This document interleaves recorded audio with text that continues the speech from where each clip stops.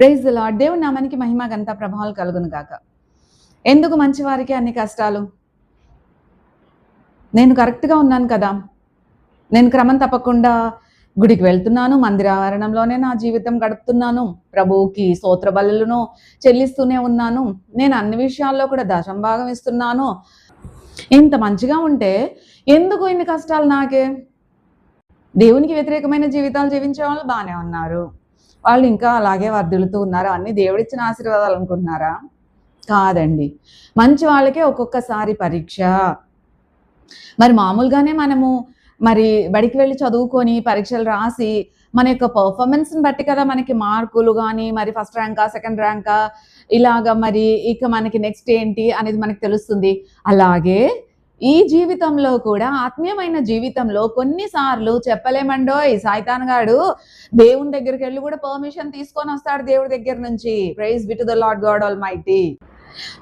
మీరు నీతిమంతుడు అని సాక్ష్యం చెప్తున్నారు కదా! యోబు అనే వ్యక్తి గురించి. ఆయన ఏదో క్రమం తప్పకుండా వారింటి వారందరి కొరకు బలులర్పించేస్తున్నారు. ఎందుకంటే మీరు ఇచ్చినవన్నీ వారు అనుభవిస్తున్నారు. ఒక్కసారి అన్నీ తీసేసుకోండి. ఆ బలులు గిల్లు అన్నీ మాయమైపోతాయి అనేసి దేవుడి దగ్గర చక్కగా ముచ్చట్లేసుకొని పర్మిషన్ తీసుకొని వస్తాడండోయ్.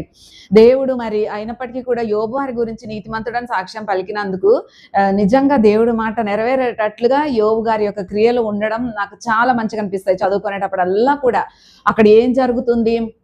ప్రభువారు ఇస్తారు పర్మిషన్. ఓకే. అన్నీ ఉంటేనే నన్ను స్తుతిస్తున్నాడు అంటున్నావు కదా! నువ్వేం చేస్తావో చెయ్యి. కానీ ఆయన ప్రాణాన్ని ముట్టే హక్కు, అధికారం మాత్రం నీకు ఇవ్వనని చెప్పేసి ఆ సాతాను గాడు పని పాట లేక అటు ఇటు తిరుగుతూ వెళ్ళేసి మరి పర్మిషన్ తీసుకొని వస్తాడు కదా! ఇక అంతేనండి. అన్నీ కోల్పోతాడు యోబు. అయినప్పటికీ కూడా తన నోటి ద్వారా అతను పాపం చేయలేదు. ఎప్పుడు కూడా దేవుడిని అన్యాయస్తుడని చెప్పలేదు. యోబు 1వ అధ్యాయము 22వ వచనంలో చదివినట్లయితే మనకు స్పష్టమైపోతుంది. అంతేకాదండోయ్ 2వ అధ్యాయం 10వ వచనం చూసినట్లయితే కూడా ఆయన భార్య కూడా అంటారు కదా! ప్రభువుని ఇంకెందుకు దూషించి చనిపోను అన్నప్పుడు అక్కడ కూడా మూర్ఖురాల్లాగా నువ్వు మాట్లాడుతున్నావు. ప్రభు నుంచి ఏదైనా మేలు జరుగుతేనేనా? ఒక కీడు మనకి ఏదన్నా సంభవిస్తే మనం ప్రభువుని స్తుతించకూడదా మూర్ఖురాలా అనేసి చక్కగా బుద్ధి చెప్తాడు. చూడండి ఒంటరి పోరాటం చేసి ఆయన గెలిచాడు. ప్రభు ఆయన పక్షాన ఉన్నాడు. ఎందుకంటే యోబుకున్నటువంటి విశ్వాసం చాలా గొప్పది.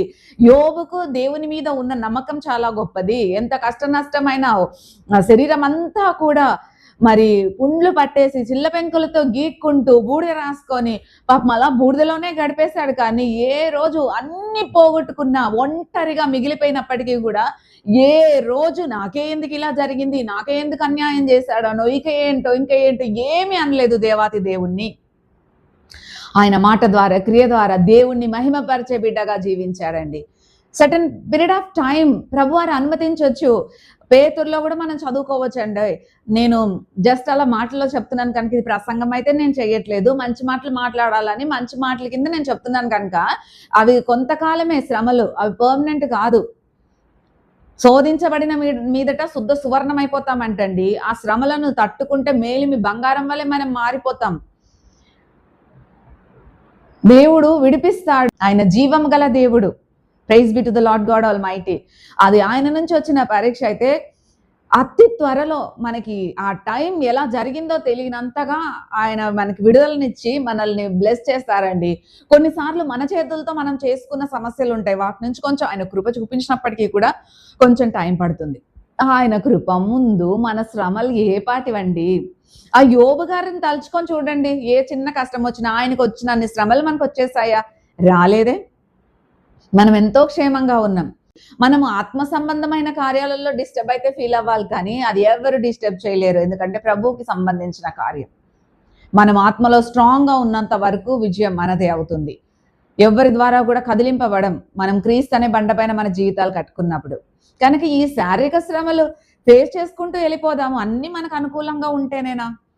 ఆయన్నే ఎగ్జాంపుల్ తీసుకోవాలి. బహుశా అబ్రహాం అయ్యవారు నివసించే ఆ కాలంలో నివసించి ఉంటారు. అప్పుడే కదా బలులు మరి. అబ్రహాం అయ్యవారు అర్పించే రీతిగా ఈయన కూడా బలులు అర్పించారనంటే ఆ కాలంలో జీవించినటువంటి వ్యక్తి అండి. చూసారా? ఆయన శ్రమల్లో నుంచొని ఆ కష్ట పరిస్థితులు, క్లిష్ట పరిస్థితులు అన్నీ ఎదుర్కొని ప్రభు నామాన్ని మహిమపరిచినందుకు డబుల్ ఫోల్డ్ బ్లెస్సింగ్స్, రెండింతల రెట్టింపు ఆశీర్వాదాలు పొందుకున్నాడు. యోబు కుమార్తెలంత అందగత్తెలు ప్రపంచంలోనే లేరంటండోయ్. చక్కటి అందగత్తెలైనటువంటి కుమార్తెలను పొందుకున్నారు. ప్రభా నన్ను కూడా ఆ లిస్టులో ఉంచని అడుగుతుంటాను ఒక్కొక్కసారి. అందగత్తెలు అందంగా ఉండాలని ఎవరికి ఉండదు చెప్పండి. కానీ దుర్వినియోగం మాత్రం చేసుకోకూడదు. మనం మిస్యూజ్ చేయకూడదు. దేవుడు మనకి సరే మనం ఆశపడుతున్నామని మనకు అందము ఇచ్చారనుకోండి, అది ప్రభువుకి స్తోత్రాలు చెల్లించుకుంటూ ప్రభు నామ మహిమార్థమై తగ్గి ప్రభువుకి లొంగి లోబడి ప్రభు ఆజ్ఞలకు శిరస వహించి ప్రభువుకి ఇష్టమైన స్త్రీ వలెను మంచి బుద్ధి గల పురుషుని వలెను ఉండాలే కానీ సద్వినియోగం చేయాలి కానీ దుర్వినియోగం చేయకూడదు. విర్రవీగిపోకూడదు. అబ్బా నా అంత అందగత్తె లేదు, నా అంత అందగాడు లేదు, అశాశ్వతం. Praise be to the Lord God Almighty. కనుక కష్టమో నష్టమో ఏదో ఫేస్ చేసుకుంటూ పోదాం.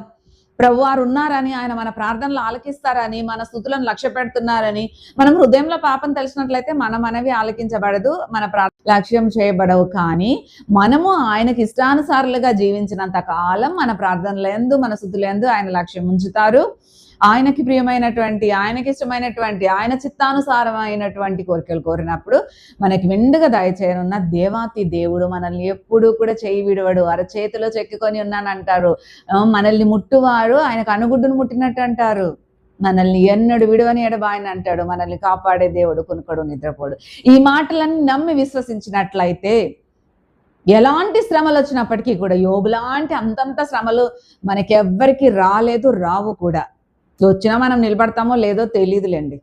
కనుక ఏవో వస్తున్నాయి, కొంతమందికి ఫైనాన్షియల్ గానో, కొంతమందికి అనారోగ్య సమస్యలు, మరి కొంతమందికి అసాధారణము కుటుంబాలలో ఐక్యత లేకనో, ఏది ఏమైనప్పటికీ కూడా అశాశ్వతమైన ఈ జీవితంలో ఎన్ని ఒడిదుడుకులు వచ్చినా, ఏమి జరిగినా, అందరూ ఉన్నా ఎవరు లేరనుకొని ఒంటరిగా ప్రభు పాదాలు పట్టుకొని పోరాడి జయించే వారి లిస్టులో మనం ఉందాము. ప్రభువే మనకు తోడు నీడయుండి నడిపించి పరిస్థితులన్నీ అనుకూలపరిచే దేవుడు.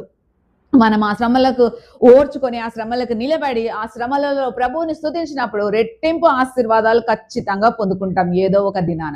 మనం ఒకటే చెప్పాలి, పొందుకున్న స్తోత్రం, పొందుకుపోకపోయినా స్తోత్రం.